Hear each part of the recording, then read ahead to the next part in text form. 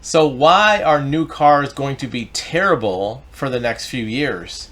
It's probably likely that between now and 2030, new vehicles are going to be really bad in terms of selection, models, and how it matches to buyers' demands. Why is that? Well, first of all, we're in a process of transforming the market from gasoline vehicles, internal combustion engine vehicles, to electric vehicles.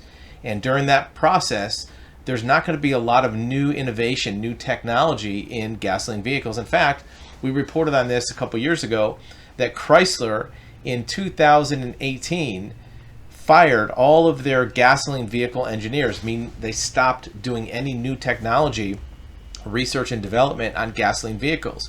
So anything from 2018 to now is older technology. They're not creating any new engines, new transmissions, new technology. They're updating some of them, but nothing new is coming down the pipeline.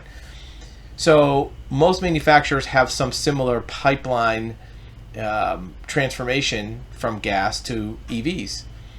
And what's happening is that's kind of letting gasoline vehicle technology die on the vine, and EVs are still ramping up. And now there's a little bit of a kind of caught in midstream with electric vehicles because the market for EVs did not take off as much as manufacturers and even the government thought it was gonna. So now EVs are kind of delayed a little bit. So 2024, 2025, even in the beginning of 26, there will still be some pretty good gasoline vehicles, legacy vehicles out there.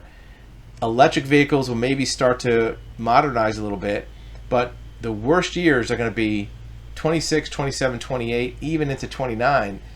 There's going to be a lot of really bad vehicles out there and a lot of poor selection. You won't be able to find exactly what you're looking for in terms of capabilities or style or combinations of factors.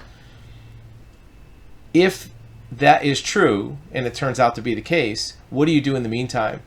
Well, maybe you hold off and buy a new vehicle. If you have two family cars, two new vehicles in maybe 25 or 26 to hold you over until 2031 when there might be some better vehicles out there. Another thing to keep in mind is in 2026 or maybe 2027, all new vehicles are required to have a kill switch, meaning that if the vehicle automatically detects you're driving bad for whatever reason, it can shut off your car, or it can be remotely shut off by the authorities. If you don't want that in your vehicle for as long as possible, try to buy one right before that becomes mandatory in vehicles.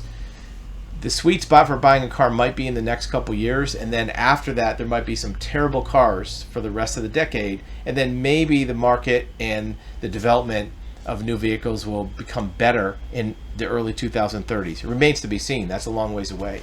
What are your thoughts about this, and what are you seeing in the news, and how do you see the market for vehicles changing over the next decade?